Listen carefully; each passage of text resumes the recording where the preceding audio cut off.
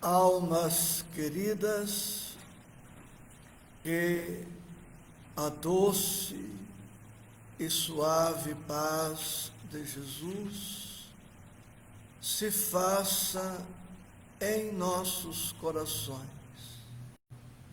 Estudo do Evangelho segundo o Espiritismo, capítulo 4, número 24, tema: limites da encarnação.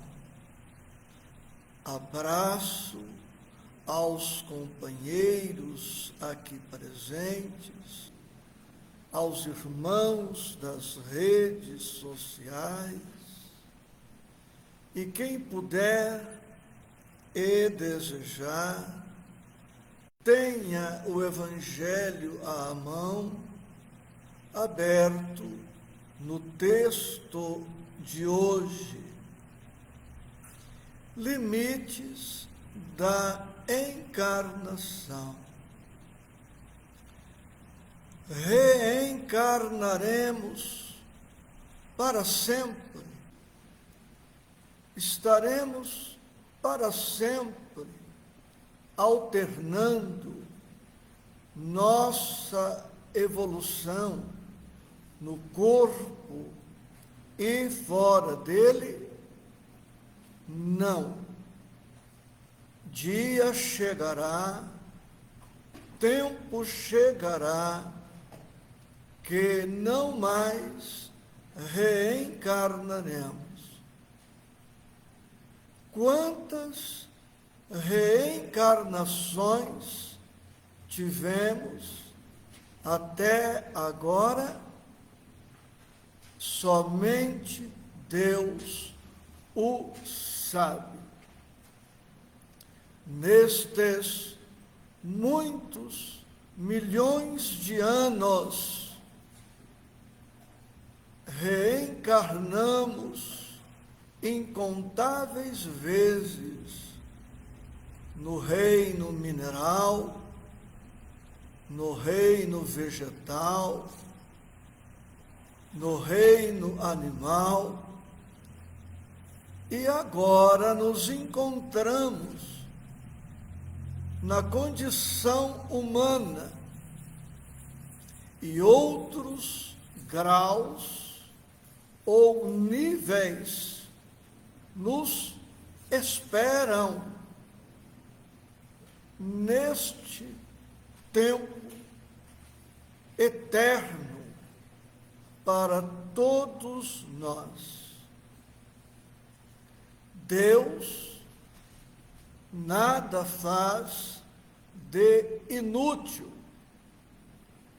As nossas vidas devem guardar finalidades bem definidas, e estas finalidades passam pelo progresso contínuo, pela educação dos nossos espíritos, portanto, pela nossa evangelização, pela nossa melhoria, pela nossa capacidade de amar sempre mais.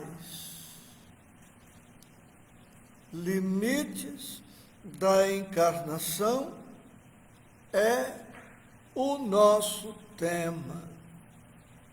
E, como já anunciado, o tema está no número 24 do capítulo 4 do Evangelho segundo o Espiritismo.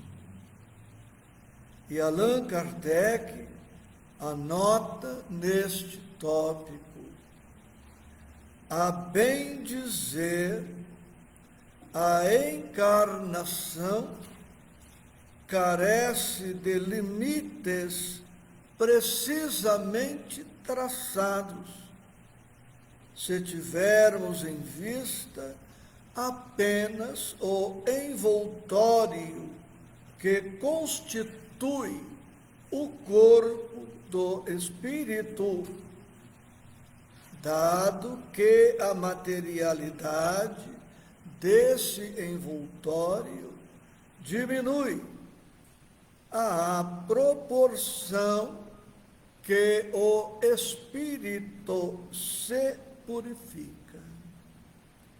E mais adiante, Allan Kardec anota: se considerar do ponto de vista material a encarnação, tal como se verifica na Terra, poder-se-á dizer que ela se limita aos mundos inferiores.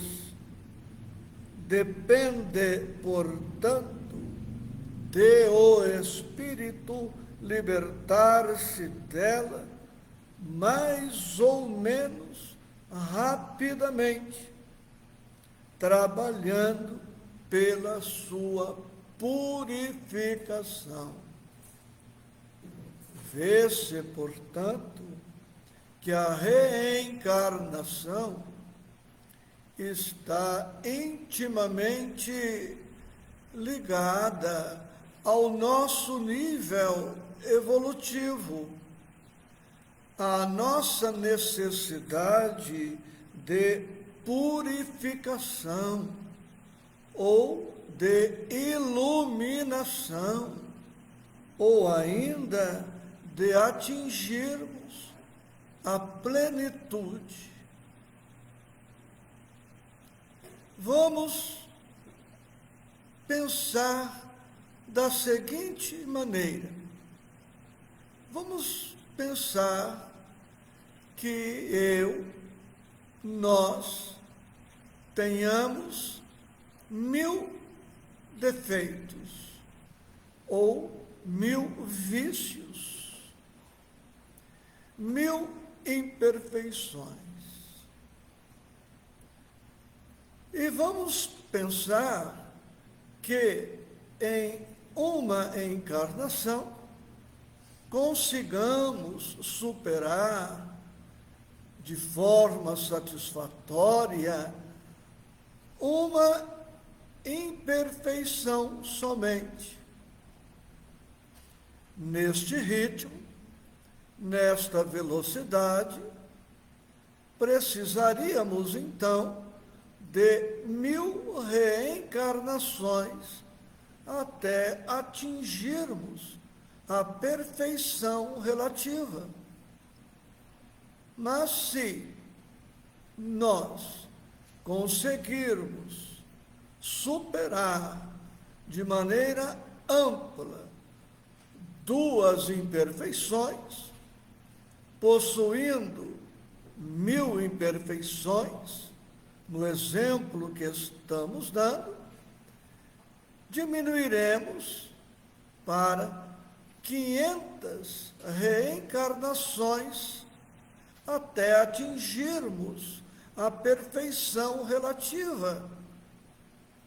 Vê-se, pois, que o número das nossas reencarnações está ligado às nossas imperfeições e ao esforço que fazemos para superá-las. Quanto mais imperfeições eliminarmos em uma encarnação, melhor para nós. Diminuiremos o número das reencarnações em planetas inferiores como o nosso e, consequentemente, mais depressa atingiremos um estágio melhor ao ponto de merecermos reencarnar em planetas superiores e até de não necessitarmos mais de reencarnarmos. É por esta razão que todos nós precisamos ter em mente a recomendação de Jesus. Busca primeiro o reino de Deus e a sua justiça, e todas as outras coisas vos serão acrescentadas. Busca primeiro o reino de Deus e a sua justiça. Podemos traduzir por busca primeiro, busca antes de tudo, acima de tudo, as coisas que são do Espírito. Tratemos de investir em nosso progresso espiritual, moral, eliminando tudo o que ainda nos vincula ao pretérito, às nossas sujidades, às nossas impurezas. Aquele, pois, que desencarna sem apresentar melhoras importantes, sensíveis, dá mostra de estar em um círculo estreito e vicioso. Sai da vida como nela entrou. Atravessa a porta do túmulo da mesma maneira como entrou pela porta do berço. Em linguagem humana, diremos que permanecermos estacionados não é azar de Deus, numa expressão humana, frisei, não é azar do Cristo, não é azar da espiritualidade, é nosso. Nós é que estaremos malbaratando, desperdiçando excelente oportunidade de progresso, de nos libertarmos desta inferioridade que nos causa moléstia, que nos causa obstáculos, embaraços, problemas, conflitos e karma. Depende, pois, de cada um o encurtar o número das reencarnações e o tempo delas.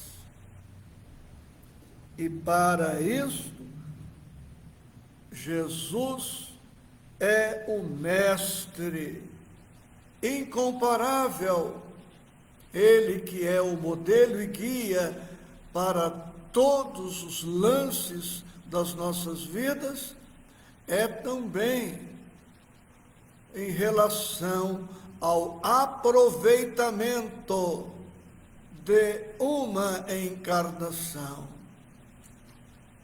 Lendo os evangelistas Mateus, Marcos, Lucas, João, Atos dos Apóstolos, as 14 cartas de Paulo e as cartas de Pedro, João, Tiago, Judas, nós vemos o quanto Jesus soube aproveitar o tempo, aproveitar a sua vinda até nós. Alguém poderá dizer, mas ele era o Cristo, era já um ser perfeito. Isto mesmo, Quanto mais o espírito se aperfeiçoa, mais ele se conscientiza da importância do tempo. À medida em que o espírito vai evoluindo, ele constata que não há pressa, mas que não há tempo a perder. Jesus passa os seus 33 anos, há discussão em torno disso, alguns falam em 34, 35, até 37 anos, mas vamos ficar com o número que é mais aceito, 33 anos. Ele passa este tempo vivendo intensamente, integralmente.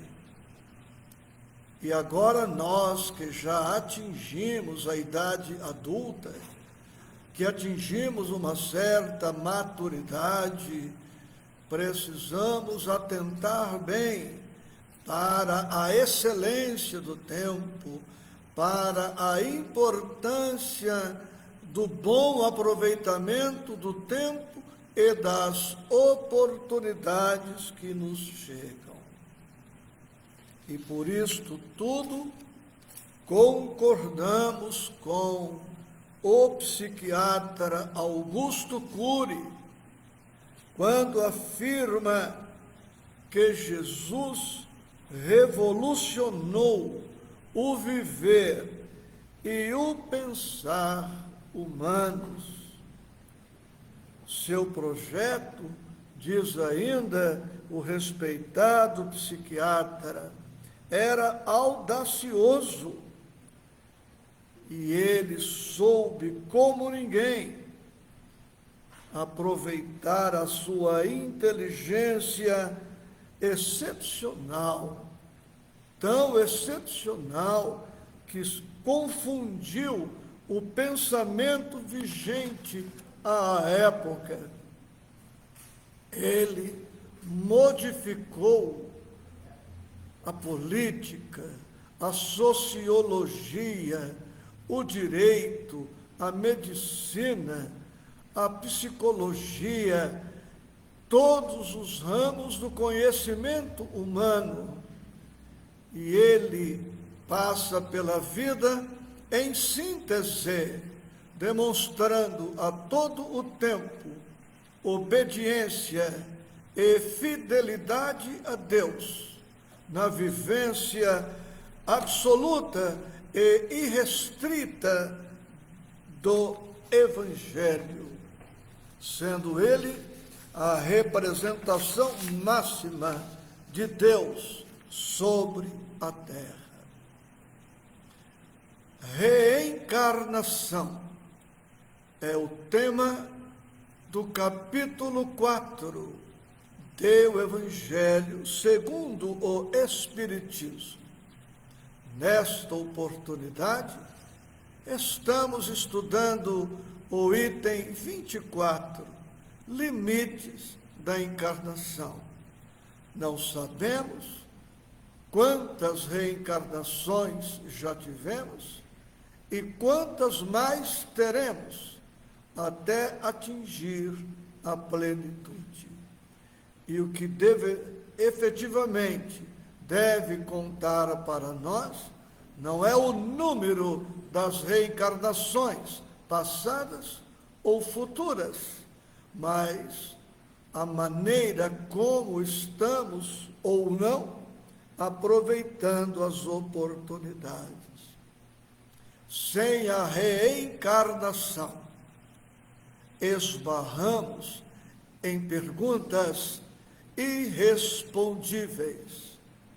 A justiça divina se torna incompreensível, absurda, sem o princípio da reencarnação. Vamos trazer uma das muitas passagens evangélicas que nos reporta a reencarnação. E com esta passagem traremos a contribuição do sábio Emmanuel. Vejamos o que está em Mateus, capítulo 18, versículo 8. Mateus 18, 8. Portanto, se a tua mão ou o teu pé te escandalizar, corta-o e atira-o para longe de ti. Melhor te é entrar na vida coxo ou aleijado, do que, tendo 2 mãos ou 2 pés, seres lançado no fogo eterno. Em seu livro Caminho, Verdade e Vida, capítulo 108, por título Reencarnação, anota Emmanuel: unicamente a reencarnação esclarece as questões do ser, do sofrimento e do destino. Em muitas ocasiões, falou-nos Jesus de seus belos e sábios princípios. Esta passagem de Mateus é sumamente expressiva na elevada simbologia de suas palavras. Apresenta-nos Jesus o motivo determinante dos renascimentos dolorosos, em que observamos aleijados, cegos e paralíticos de berço, que pedem semelhantes provas, como períodos de refazimento e regeneração, indispensáveis à felicidade por vindoura. Não é por acaso, pois, que certos espíritos, desde o ventre, desde o berço, já apresentam determinadas limitações, restrições, considerando que não existe efeito sem causa, considerando que a causa precede o efeito, vem antes do efeito, considerando que se o espírito nada fez nesta encarnação para merecer esta ou aquela limitação, à luz da filosofia, da lógica, da razão, do bom senso, precisamos, então, concluir que este espírito que apresenta esta ou aquela restrição de qualquer natureza há de ter se comportado de maneira inadequada em outra encarnação ou em outras reencarnações, colhendo agora as consequências das escolhas inadequadas do pretérito, fazendo uma comparação singela. A dívida contraída hoje e não paga hoje se projeta nos seus efeitos para amanhã ou para depois. O fato de amanhã ser um outro dia não nos isenta do pagamento daquela dívida realizada hoje ou no dia de ontem, se nos projetarmos para o dia de amanhã. Se aproxima o ano novo. As dívidas não pagas neste ano nos acompanham no ano novo, pois é este o princípio da justiça divina, porque a dívida não é da personalidade humana. Na próxima encarnação, poderei trocar de sexo, de nome, de país, de condição cultural, social, econômica, mas quem deve não é a personalidade Isaías. Quem deve não é o Isaías que está brasileiro e paulista. Quem deve é o espírito imortal, que nesta encarnação se vale da personalidade chamada Isaías. A dívida é do espírito e não da pessoa física, que este espírito momentaneamente apresenta, como também os méritos. O bem que eventualmente eu venha a fazer repercutirá na minha vida de espírito, tanto no meu retorno à pátria espiritual, como nas minhas próximas reencarnações. Poderei, repetindo, mudar de sexo, mudar de nacionalidade, mudar a cor da cútis, mudar de condição social, econômica, cultural, mas o bem praticado agora, nesta presente vilegiatura carnal, me acompanha. E é assim que compreendemos certas limitações orgânicas, cerebrais, morais, comportamentais e outras problemáticas mais inexplicáveis sem a reencarnação. Agora, vamos trazer um pensamento do apóstolo Paulo que nos deve inspirar, estando todos nós reencarnados. Trago hoje este pensamento do apóstolo Paulo, que está em sua carta a Filemon, capítulo 1, versículo 18. E se te fez algum dano, ou te deve alguma coisa, põe isso à minha conta. Paulo aqui está intercedendo junto a um companheiro em favor de um outro companheiro, dizendo isto: se ele te deve algo, não entre em rota de colisão com ele, não se indisponha com ele, coloque na minha conta. Eu me incumbo de resgatar esta dívida do companheiro. Ou seja, tolere-o, compreenda-o, auxilie-o, desculpe-o, e eu providenciarei o que te é devido.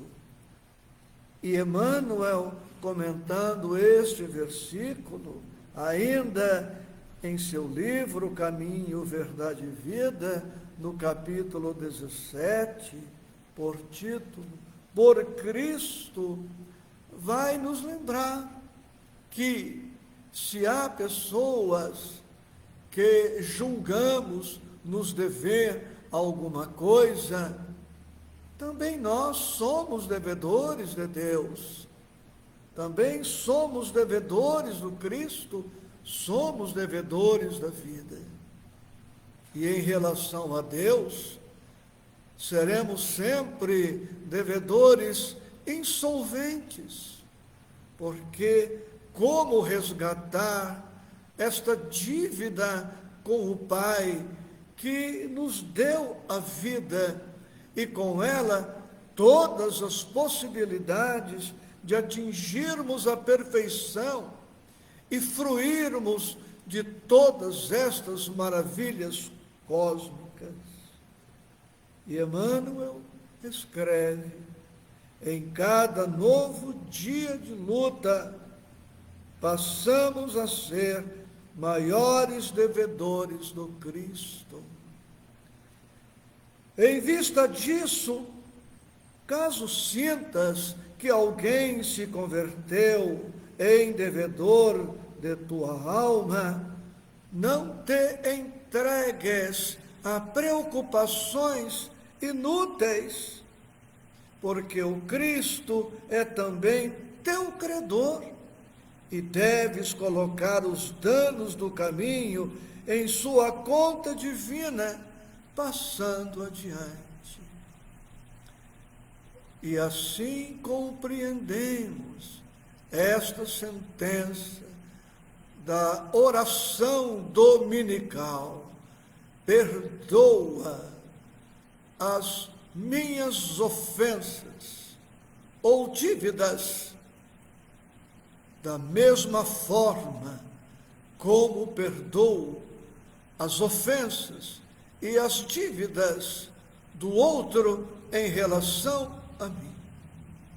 Então, o perdão que concedemos na horizontalidade, no interrelacionamento com os que estão no entorno de nós, este perdão na horizontalidade da vida nos enseja a obtenção do perdão na vertical, que vem de cima para nós.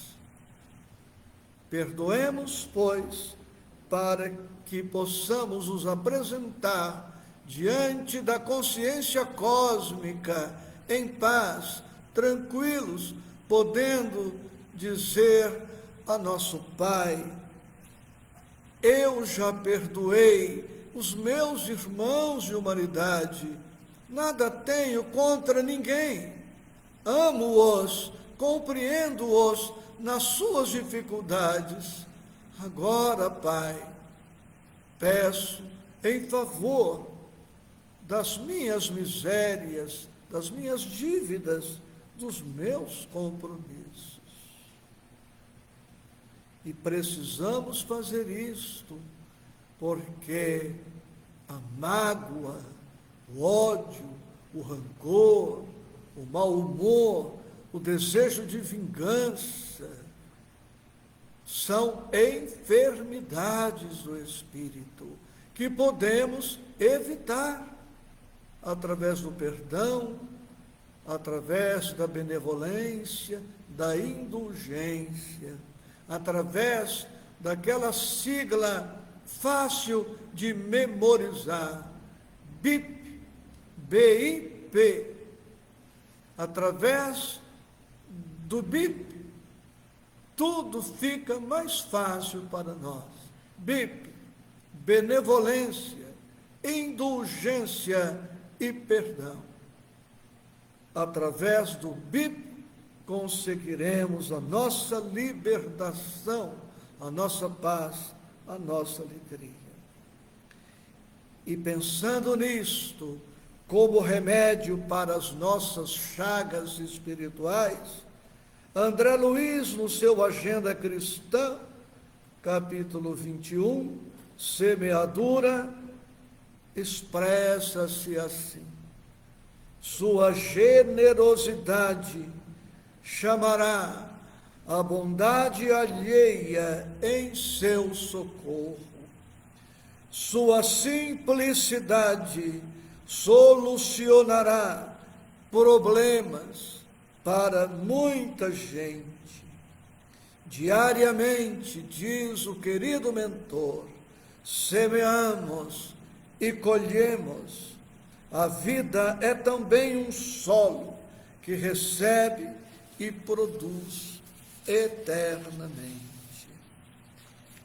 E no livro Missionários da Luz, capítulo 2, no estudo do tema A Epífise, André Luiz nos traz um pensamento do instrutor Alexandre que nos serve também para esta hora feliz. Diz Alexandre para André Luiz: o homem vive esquecido de que Jesus ensinou a virtude como esporte da alma, e nem sempre se recorda de que, no problema do aprimoramento interior, não se trata de retificar a sombra da substância, e sim a substância em si mesma. O homem, palavras de Alexandre a André Luiz, no capítulo 2 do livro Missionários da Luz, por título A Epífise. O homem vive esquecido de que Jesus ensinou a virtude como esporte da alma, e nem sempre se recorda de que, no problema do aprimoramento interior, não se trata de retificar a sombra da substância, e sim a substância em si mesma. Quer dizer, não devemos nos dar por satisfeitos com a melhoria periférica, superficial, parcial. Precisamos da transformação profunda, íntima, visceral, definitiva. Uma coisa é reformar o espírito, outra coisa é transformar o espírito. E como exemplos extraordinários, recordemo-nos de dois: Saulo de Tarso e Maria de Magdala. Eles realizaram transformações definitivas. Nunca mais foram os mesmos. Deixaram de ser o que eram, tornando-se novas criaturas em Cristo. Tanto que Paulo afirmaria mais tarde: todo aquele que está em Cristo Jesus, nova criatura é. Recordemos outra vez que a Terra é também uma universidade. E hoje iniciamos o livro Momentos de Consciência, atrelado a este estudo do Espírito Joana de Ângeles em seu prefácio. Ela nos diz: o amadurecimento intelecto-moral faculta a consciência e esta propele para a verdade e a vida. Alegra-nos, diz ela, a satisfação de oferecer um pouco do que temos em favor do homem novo, esforçado, consciente de que, empenhado na construção de um mundo mais feliz, a sua ambição deve ser há de conquistar-se a si mesmo e não aos outros. Alegra-nos a satisfação de oferecer um pouco do que temos em favor do homem novo, esforçado, consciente de que, empenhado na construção de um mundo mais feliz, a sua ambição deve ser a de conquistar-se a si mesmo e não aos outros. O cristão, pois, com o Cristo, com o Evangelho, deve cuidar da sua melhoria, da sua transformação, porque em se transformando, o cristão contribui para a transformação do mundo. E o contrário não é possível. Como contribuir para a melhoria do mundo sem a nossa melhoria pessoal? Admitindo que o mundo melhore com alguma ação nossa, se não melhoramos, haveremos de pôr a perder o fruto da nossa própria contribuição. Nós precisamos ser, disse Gandhi, a mudança que queremos no mundo. Muita paz. Aproveitemos a reencarnação. Menos queixa e mais trabalho. Menos queixa e mais estudo. Menos queixa e mais empenho. Menos queixa e mais educação. Menos queixa, mais evangelho. Menos queixa e mais serviço em favor de todos. Que o Senhor a todos sempre nos abençoe.